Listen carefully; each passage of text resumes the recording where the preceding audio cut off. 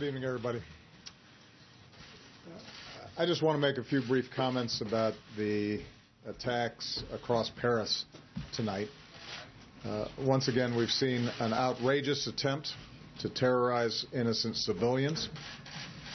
This is an attack not just on Paris, it's an attack not just on the people of France, but this is an attack on all of humanity and the universal values that we share. We stand prepared and ready to provide whatever assistance that the government and the people of France need to respond. France is our oldest ally. The French people have stood shoulder to shoulder with the United States time and again. And we want to be very clear that we stand together with them in the fight against terrorism and extremism. Paris itself represents the timeless values of human progress. Those who think that they can terrorize the people of France or the values that they stand for are wrong. The American people draw strength from the French people's commitment to life, liberty,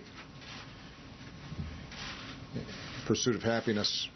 We are reminded in this time of tragedy that the bonds of liberté and égalité and fraternité are not only values that the French people care so deeply about, but they are values that we share. And those values are going to endure far beyond any act of terrorism or the hateful vision of those who perpetrated the crimes this evening. We're going to do whatever it takes to work with the French people and with nations around the world to bring these terrorists to justice and to go after any terrorist networks that go after our people. We don't yet know all the details of what has happened. We have been in contact with French officials to communicate our deepest condolences to the families of those who've been killed, to offer our prayers and thoughts to those who've been wounded.